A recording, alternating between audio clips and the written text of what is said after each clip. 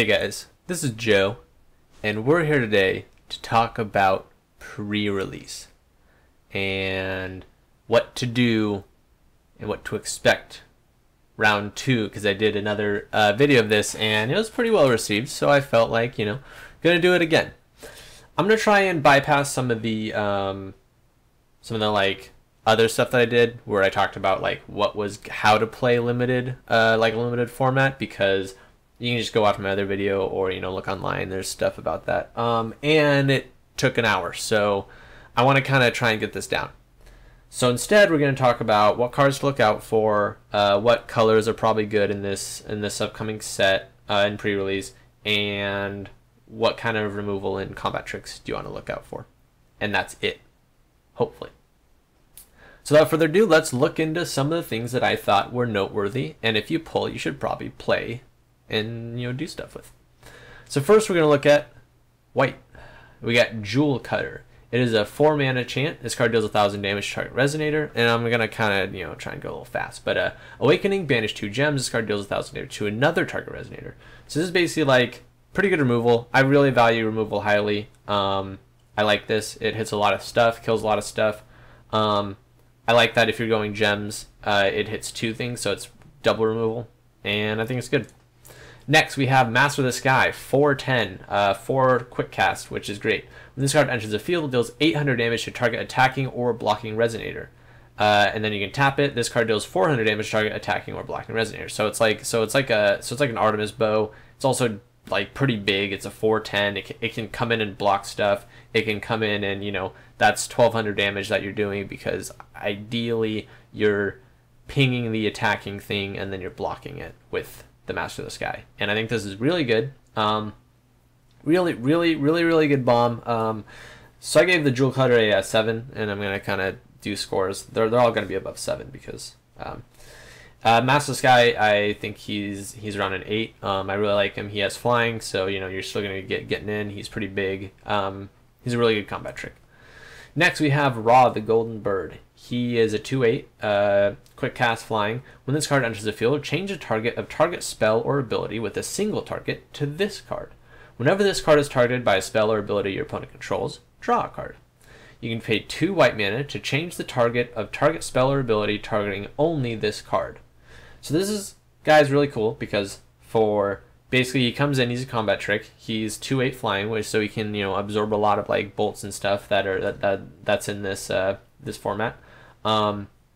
He can come in and you can for 2 mana you can save something else you have. For 4 mana you can actually maybe try and kill something they have. Like if they try and murder one of your guys, you can drop in Ra and then redirect the ability to them, which is really good.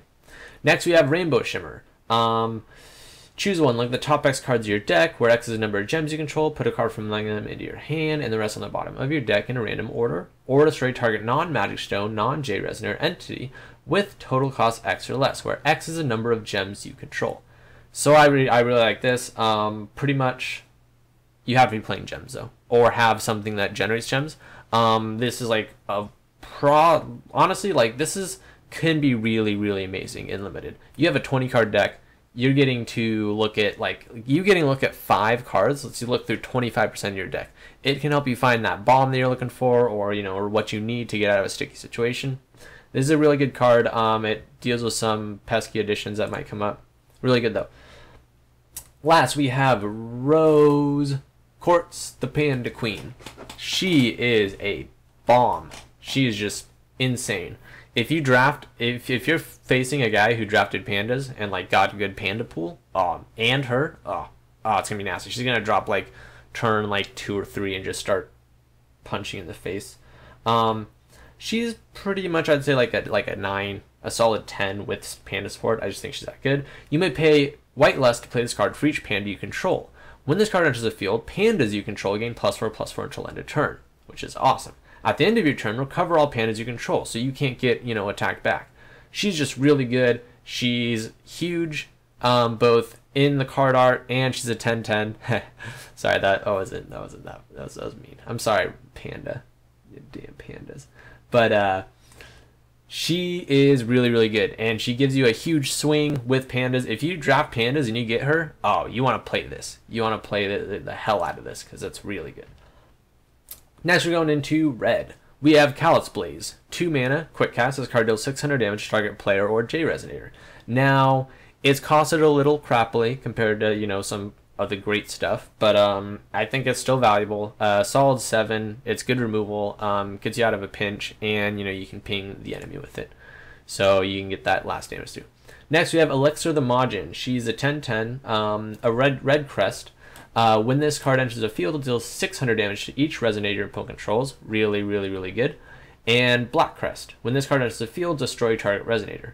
Now, I think with the crest support, she's probably like a solid 9. Without it, she's like an 8, because she's still like a 10/10 for 4. It's still pretty good. Like, if you have the crest support, play it. And her, you know, consider playing that combo, because that's a good combo. Next, we have Elixir's Fighting Spirit. 1 mana, quick cast, Remnant. Target J Resonator gains +4, +0, and first strike until end of turn. Now, I really like this because it's a combat trick, and it's a good one. It has Remnant, which means, you know, you can Remnant it, and, you know, it's good. It's solid 7. Next, we have Evil Dragon Hellblaze. He is a 12/12. He's a dragon. He's flying. When this card enters the field, search your deck for up to 2 magic crests, reveal them, and put them into your hand, then shuffle your deck. And now this guy he's a 5/5, 12/12 flyer, and I think that's good enough to be a bomb. And so you should play him just because of that. And I gave him an 8. He's pretty good. Definitely can close out games very easily. Next, we have Fire Wave. It is a 6 mana chant. And as you play this card, you may banish a Wicked Spirit Resonator. If you do, you may pay 2 less to play this card. So really, really great with Wicked Spirits. But without it, this card deals 1200 damage to each Resonator your opponent controls. Now, I really love board wipe in like limited formats, and I think this is really, really good board wipe. Even at 6 mana, it's completely playable, and I would definitely say that this will get you out of a sticky situation. It changes the entirety of the game. It can push you for game. I know there's a way to evaluate cards. I don't really follow it or use it too much, but I think it's really good. It's like a 4 quadrants, and it's like, what does it do when I'm behind? What does it do when I'm ahead? What does it do when the board is stalled out? It's like when you're behind, it gets back in the game. When you're stalled out, it does an opening, and when you're ahead, it gives you the game, because you clear anything blocking. So it's a really good card. 6 mana is a lot, but not in limited. And with Spirit Resonators, it's insane. Solid 9. Last for red, we have Freyla, Servant of Demon Fire, 6/6, really good. She is a Dark Elf and a Wicked Spirit. When this card enters the field, it gains Swiftness until end of turn if you don't control another Resonator, which, let's be honest, will probably happen a decent amount in limited. Whenever this card attacks, another target Resonator you control may gain +4/0 and Swiftness until end of turn. If it does, at the next end of turn, its controller banishes it. Now, this is probably going to be like, honestly, even alone, I think she's really good. Getting that Swiftness and like in some kind of aggro deck, in like an actual, if you can craft like an aggro shell with her, now it becomes really, really good. And she's pretty good, solid. I gave her a 9. I think I'd probably tone her back to an 8, but she's really good. All right, next we have Ayu Sword Strike, solid 8, but it's very situational. Quick cast, reveal the top 5 cards of your deck. If none of them share a name, destroy target Resonator. Put the revealed cards on the bottom of your deck in any order. Now, the reason I think this is silly, but actually potentially really, really, really good, is because if your deck doesn't have a lot of, 2-ofs or 3-ofs, this just becomes, it's a very, very high percentage chance that that all 5 of those cards isn't gonna match in a limited format. And so I think this, it's a 1 mana destroy target, kill spell. Like, that's bonkers. And if your deck can support this, if you have your cards laid out and you're going blue and you're like, wow, I only 2 of these guys, I only have a 2 of these guys, I definitely play it, because odds are you're probably gonna hit this and you're gonna get it off. If you don't, sucks to suck. But next we have Diver Panda. He's a 1-cost 2/2. I think this card's absolutely insane if you have some gems. If not, he's still probably just okay. But so whenever this card deals damage to your opponent, return target Resonator your opponent controls to its owner's hand. Banish a gem. This card cannot be blocked until end of turn. Now, if you have some decent gem generation, I should have looked into how much gem generation there is in this set. I looked at mystery counters and there's 0, but I think there's a decent amount that you can generate gems, especially with your ruler. But so Diver Panda just creates like incredible board presence and really like he is just a tempo monster because he's just getting in like, you know, constantly, hopefully, you know, if you're just carding gems. And I think he's really has a lot of potential. In limited, he really needs to be able to be like kind of built around, but I mean that tempo that you create is still going to be super good. Next we have Lethargy, 5 mana quick cast. Rest all resonators your opponent controls. They don't recover during their controller's next recovery phase. This is an absolute bomb, just really great. Like taps everything down, you can swing in, or taps them, I mean they can't attack, and the really good part is that they don't recover during their next recovery phase. I mean, they're both good, but like this is insane. To definitely play this. This is really good. We have Lowly Spirit Bug, 1 mana, 1/1 swiftness. When this card enters the field, draw a card. I think I give this like a 7. The other 3 were all 8s, but and you know it's 1 mana, it's 1/1, it's a blocker, it's swiftness, and it draws a card. That's good. It's a 7. Don't make a deck around that. Like if you have blue and you've got, you know, some other stuff, don't be like, oh whoa, Lowly Spirit Bug. Oh well Joe from Joe's Corner told me to play this if is the best card. No, it's good in a blue shell, but you know, it's not worth playing around. Speaking of worth playing around, Misty Dragon Spirit, 4 mana, 9/9, Dragon Soul, flying, 0. Remove this 0 mana. Remove this card from the game. At the next end of turn, put it into the field under its owner's control. You'll never be able to get his next ability off unless you own Aya, and if you do, then you can't. Like 90% can't play her because all your cards can't be different. They could. Anyways, don't worry about playing Ayu or even thinking about her. You're not going to play her in sealed limited. When this card is put into graveyard from your hand, target generator gains flying until end of turn. Okay, so this card is just probably, in my opinion, the best card in limited of this set. Like his only competition is like, and yes, there's some decent competition out there. Like Rose and Beelzebub are like really strong contenders for like, you know, best bombs in the set. But this guy dodges everything, and I mean everything. Like being able to pay 0 and just blink him out, blink him back in, like, you know, getting in for damage. He's gonna swing in for like 10 times, and he kills a lot of stuff. Like not a lot of things are that much higher than him. He does kind of get bricked out by just things that are bigger than him, because, you know, you can't really like block or attack in if, you know, they got just a bigger resonator than you. But he is flying. He's super good. Absolutely a bomb. If you get this guy, I think he's the best in the set. Like he can't be killed. Yeah, you know, you have to blink him back out and blink him back in, but I mean that's worth it. And he's great. He's just great. He's great. Next we have Mosasaurus, 5 mana, 15/10. This guy's pretty good. When this card enters the field, choose 1. Destroy target rested resonator, or 3 target magic stones don't recover during their controller's next recovery phase. Now I think this is great. You know, it's targeted removal.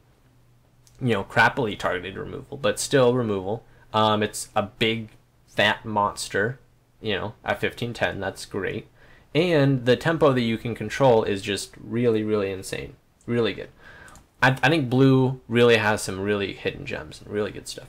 Next we have Shayla's Return, 1 mana quick cast. Return target resonator with total cost 4 or less into its owner's hand. This is great. You know, it creates tempo. It's you know, it's pseudo removal, but it's still really good.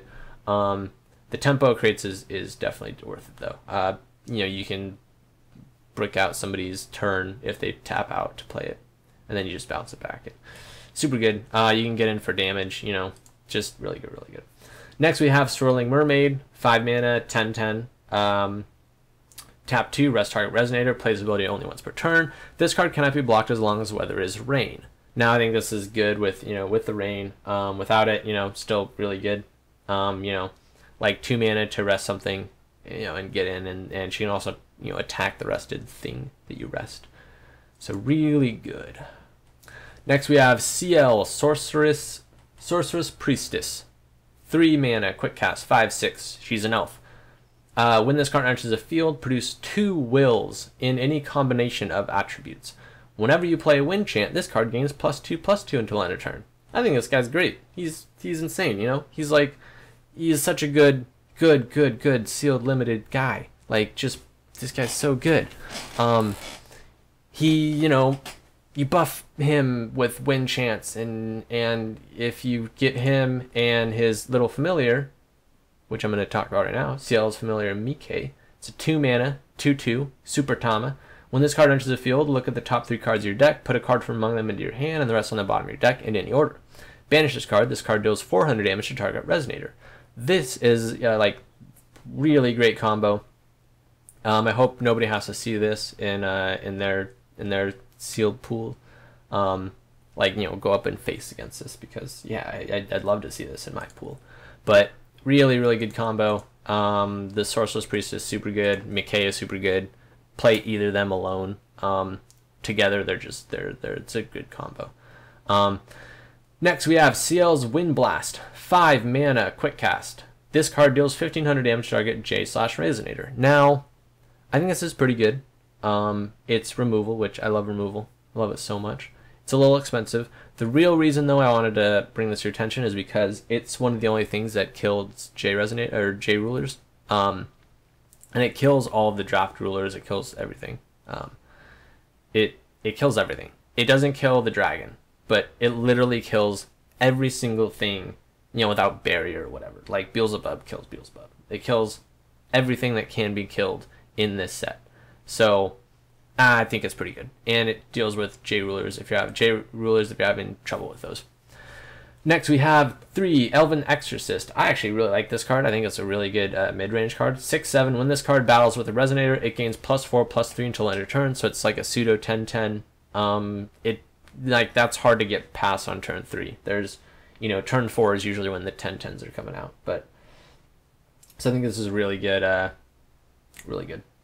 I pretty much am just giving up on the ratings because it's tiresome, and I just like talking about them anyways. Next we have probably the best cancel in the normal format, and the best cancel in sealed format, limited format, because it's Otherworld Dreams. 1 mana, quick cast. Cancel target spell your opponent controls, then your opponent may play a card with total cost equal to or less than the total cost of the card canceled this way from their hand without paying its mana cost.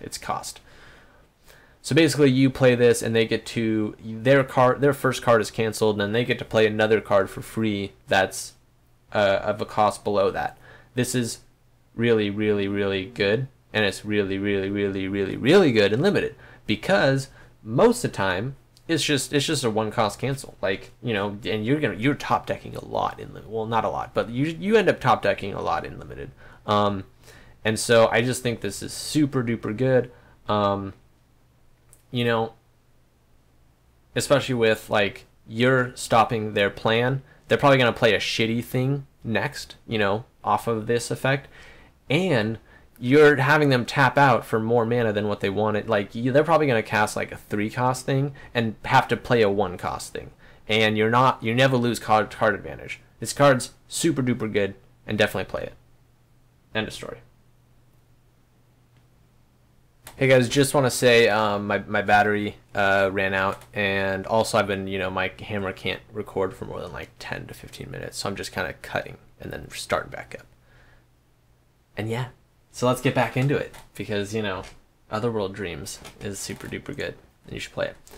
Next we have Phase Shift.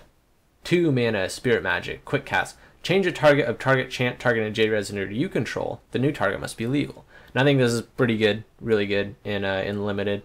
Stops a lot of shenanigans like murders, and you can redirect them to your opponent, and that's really good. Or, if they're trying to do a combat trick, like let's say they want to buff their guy, you can just, oh no, okay, the chant has to target a J-Resonator you control. So ignore that second part. But it does still do really good for, them trying to murder your stuff or shenanigans it. Next, we have True Blade of Spirits. 1 mana spirit magic as chant. Quick cast Remnant. I like the Remnant on this. This card deals 500 damage to target Resonator with total cost 2 or less. Now, I already said this. I love removal. This is removal at its, lowest common denominator. The Remnant's super good. It's essentially you almost get to kill 2 things with this if you hit the right stuff. 2 or less isn't that restrictive, and I would still play it. I think it's pretty good. I did give it like a 7, but still really good. Next, let's look at some black stuff. Advent of the Demon King. If you get this in Welser, play it. That's just long and short of it. Otherwise, don't play Welser. But Advent of the Demon King, even if you get this, I'd still probably play it, because choose 1 J Resonators, gain -5/-5 until end of turn. Or if your ruler is Welser the Archmage, you may pay 0 to do Judgment until end of turn. So even without Welser, I think this is perfectly valid. This is good value. I love board wipe. I've said this before. Yes, it hits your own stuff, but I mean that's still fine. And I love board wipe, and I like this. I'd play it. Next, we have Beelzebub, Lord of Flies. Probably, I think, the 2nd or 3rd best card in this set. Just an absolute monster bomb. 5 mana, 15/15, Wicked Spirit, flying. That flying is nasty. When this card enters the field, put 5 -1/-1 counters on it. Whenever a Resonator your opponent controls with a -1/-1 counter on it is put into a graveyard from the field, put another -1/-1 counter on this card. Beelzebub. Remove a -1/-1 counter from this card, put a -1/-1 counter on another target Resonator. That's bonkers, That's just, this he comes in, he removes stuff, he lowers stuff, he, let's say the thing that I think, well, no, that wouldn't work at all. I was going to say, let's say that, somebody's playing the Misty Dragon Spirit that I was talking up all earlier. People, this guy can come in with Beelzebub and give him -5/-5, and now he's just a 4/4. But then I was like, wait a minute, I can just blink my Misty Dragon Spirit out, clear the counters off, and blink him back in, and Beelzebub doesn't do shit. But he does wall out Misty Dragon Spirit, and he's just amazing. A ball, absolutely amazing. If you get this, draft this. This is so good. If you get any of those cards like Rose, Misty Dragon Spirit, or this guy, they're just bombs. Absolutely great. Speaking of another bomb that I personally like, Bloodsucker Dragon, 6 mana, 10/10 dragon. Whenever this card deals damage, you gain that much life. Again, I think anything high enough and with flying is a bomb. And I think this guy's great. Really, really good lifesteal, and really good. Next, we have Corrupted Panda. I think this guy's actually pretty interesting. I would definitely play him if I'm doing pandas and gems. He's a 5/5 1-drop. When this card enters the field, banish a gem. If you don't, banish this card. So basically, he comes in, you banish a gem, you get a 5/5. I think that's worth it. And early game with some aggro, that's gonna be that's gonna deal with a lot of stuff. Be able to get in a decent amount of times. Next, we have Dance in the Moonlight, 4 mana, Mystery Chant. This card deals 800 damage to each Resonator. Oh look, it's board clear. Oh, I love board clear. I like this card. Awakening. Remove 2 mystery counters from your J-Ruler. Destroy all Resonators instead. Now, if you're going mystery counters, nothing in this set generates them. So you have to rely on pulling Rhea, and she'll get I think 7 total mystery counters over the entire set. Maybe 6. I don't remember. Because now she starts with 3. So, if you get Rhea and you have mystery counter support, play that, obviously. Just Rhea herself is just bonkers in this. If you get Rhea, she's a bomb. But Dance in the Moonlight is probably you're never going to really remove 2 mystery counters, because the only other guy is the black basic draft J-Ruler, and he will only ever have 4, and that's pretty shitty. And yeah, mystery counters, don't really worry too much about them. I don't like them. They're not that great in the set. Luckily, all these cards are playable though without their awakenings, so that's good. Next, we have Darkblade's Harvest, 3 mana. It's not a quick cast. Destroy your target Resonator. Awakening, remove 2 mystery counters from your J-Ruler. This card deals damage equal to the attack of that Resonator to your opponent. This card is Really, really good. It's like 3 cost removal. It's great. It's a murder. It's, you know, there's a card in Magic. Well, it's not a murder because it's not quick cast, but it's still super duper good, and you should play it if you're in black. It's great. Definitely good removal. Next we have Hilda and Safina, 4 mana, 10/10. Now, when this card enters the field, you lose 1,000 life. When this card leaves the field, you gain 1,000 life. Sorry. This card gains swiftness, flying, and first strike as long as your life is 1,000 or less. Now, I'm actually not too much of a fan of this, but it's a 4 mana, it's a 10/10, and I think that's good enough to play it.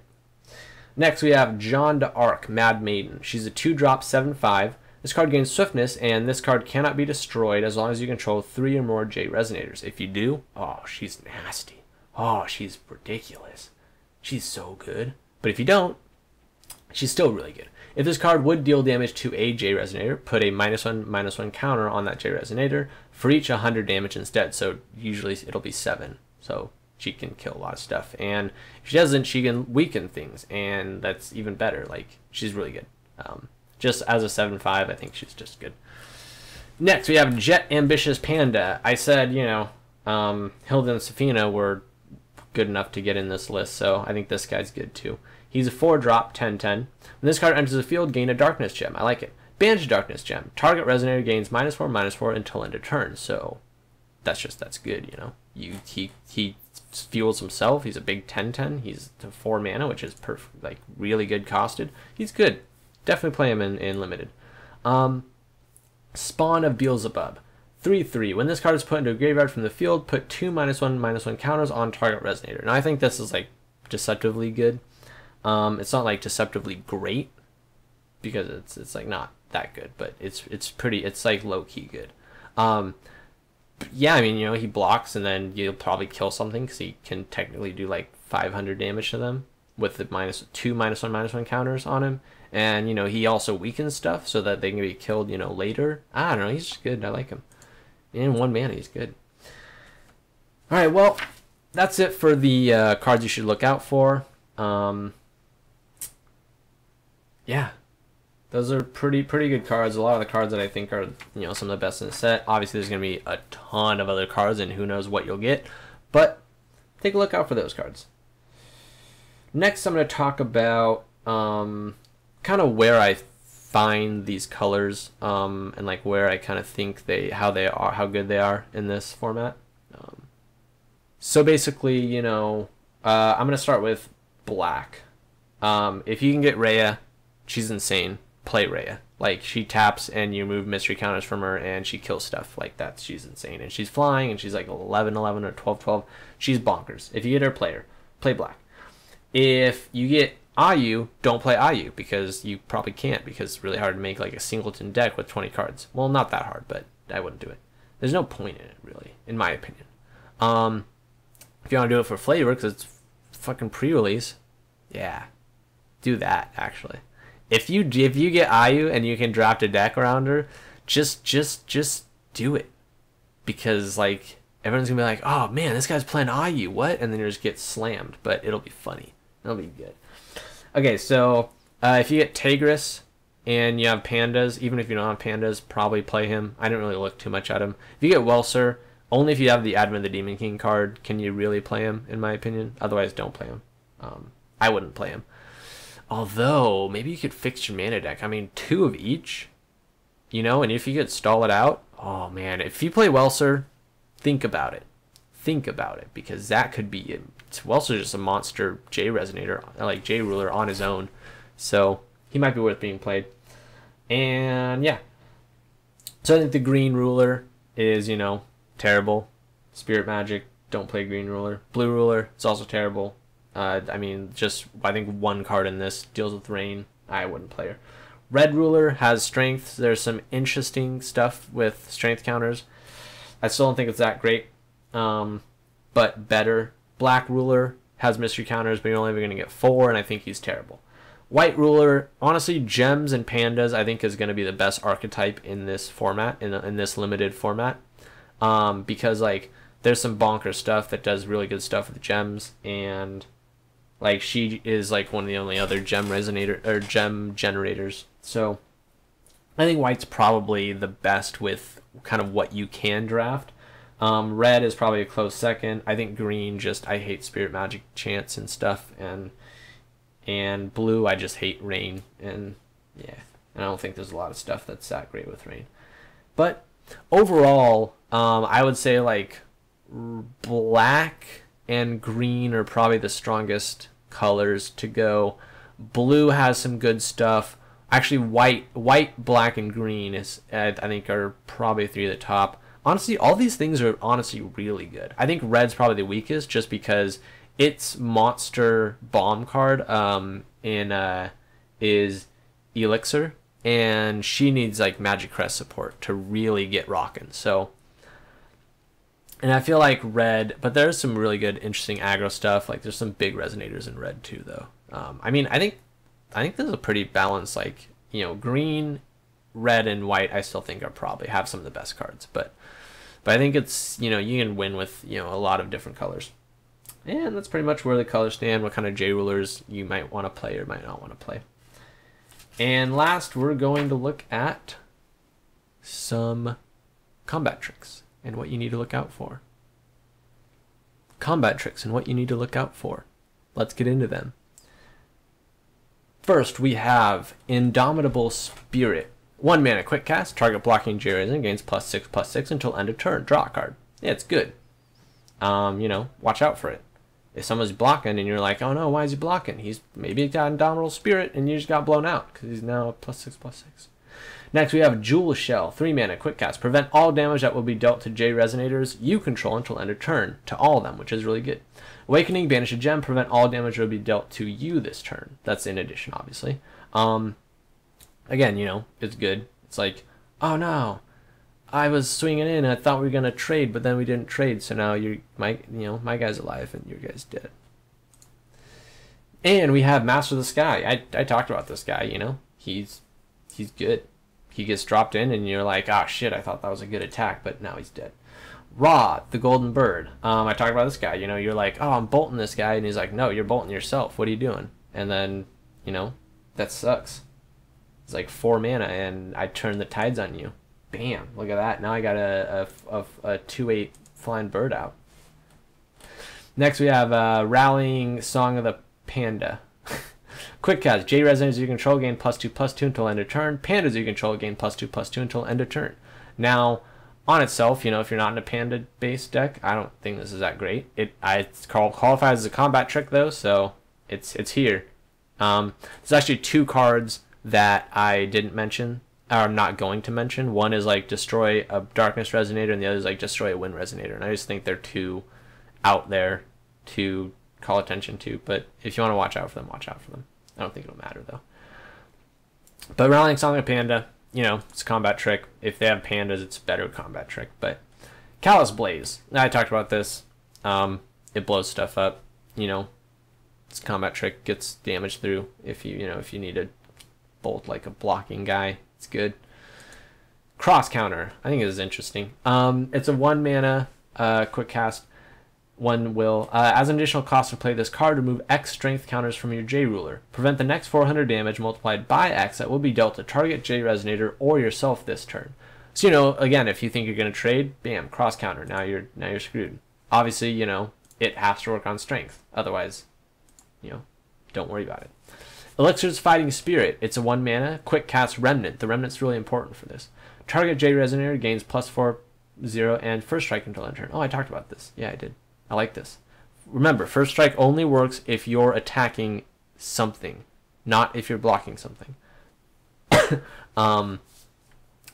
And I don't remember actually if it works if you're attacking the attacked object. I think it does, but I don't remember. Someone will have to like rules check me on that. Like post in the chat if I'm right. If first strike works on a resonate, like a rested resonator, for example, that you're attacking. But combat trick, you know, don't get blown out by this. You probably will. You know, plenty of people are gonna, you know, get you know, blown out by a lot of combat tricks because sometimes they just gotta take it. Next, Majin Madness. 2 mana quick cast. Target resonator gains +8/+0 until end of turn. Awakening 2. That resonator gains Pierce until end of turn. So like, you know, this squeezes damage through, or it just makes that, you know, 1/1 lowly spirit bug. All of a sudden he's a 9/9 and your guy's dead because you didn't respect the combat trick. Next we have Flood, quick cast, rest up to 2 target resonators. You know, it's not really a combat trick, but it gets, you know, it can get damage through. Yeah, I don't know if that counts, but I put it in. And we have Lethargy. It's the same thing. You know, I talked about it. Rest all resonators your opponent controls. It gets damage in. Watch out for that. Optional Possession. I didn't talk about this card because I don't think it's amazing, but it's basically 1 mana, quick cast, and Remnant. The Remnant's really nice. Choose Flying, Precision, or First Strike. Target J Resonator gains +2/+2 and the chosen ability until end of turn. This is a pretty good combat trick. It's a little low on the power side on gaining, you know, attack and defense, but the Flying is nice. The First Strike is nice. The Precision is nice, you know, so it's good. The Remnant's nice too. Next we have Shale's Return. Return target resonator with total cost 4 or less to its owner's hand. It's good. It's, you know, watch out for that. Unexpected Visitor. Now this is an interesting combat trick because this is basically like, oh man, you know, there's not a lot of quick cast resonators in here. I'm safe to swing in. You know, he's playing, I don't know, red, blue, and I don't think he has anything. And then all of a sudden they're like, oh wait, knock knock, there's an unexpected visitor. And then they play like, I don't know, Beelzebub or some bullshit. You know. Anyways, resonators in your hand gain quick cast until end of turn. So you play Unexpected Visitor, and then you play your big monster guy, and he blocks, and the guy loses the trade or whatever. It sucks. Oh, CL, Sorceress Priestess, the quick cast resonator that we were talking about that there's not a lot of in this set.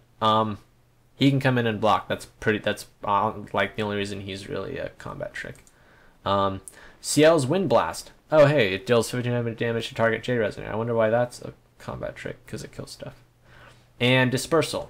Quick cast. Prevent all damage that will be dealt to target resonator until end of turn. Draw a card. You know, this is like good. Watch out for this. You know, if somebody's, you know, if you're coming in with like your big guy and you're worried about something like this, you know, you buff him up and the other guy's like, no, Dispersal. I take no damage.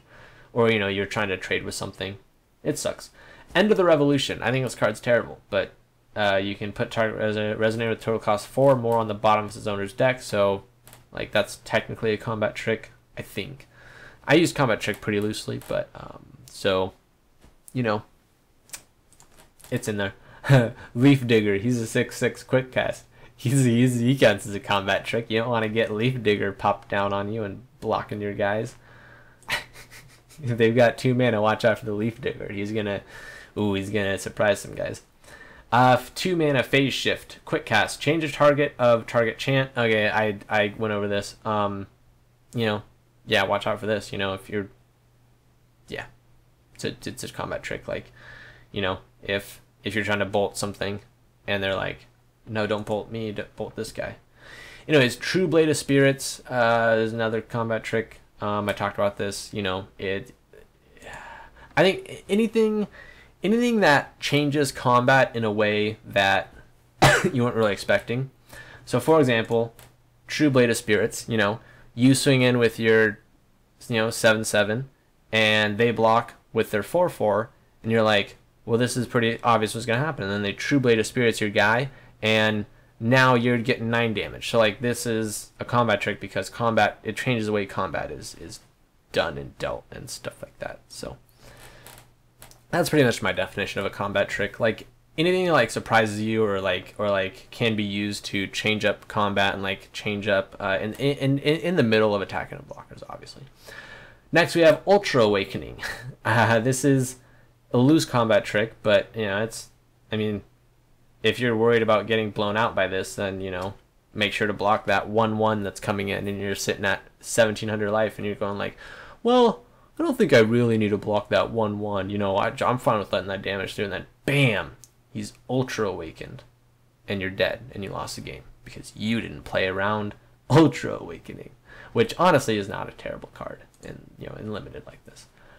So now we have Blood Ritual. 1 will quick cast. Target J Resin gains +6/+6 until end of turn. You lose 400 life. It's a good combat trick.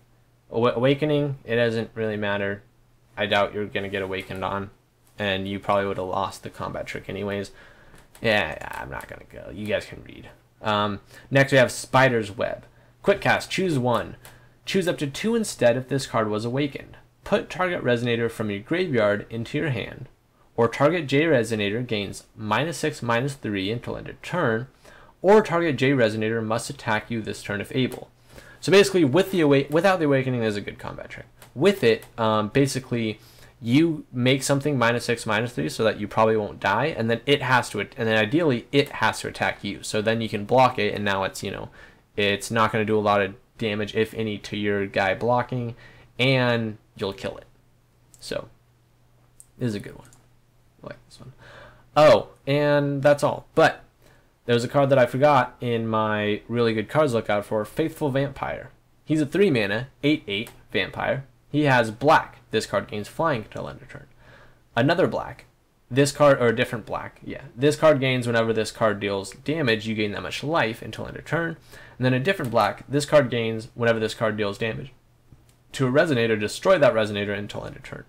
So, originally I didn't think this was like really that great, but somebody pointed out that the damage that you do and the effect of gaining life stacks.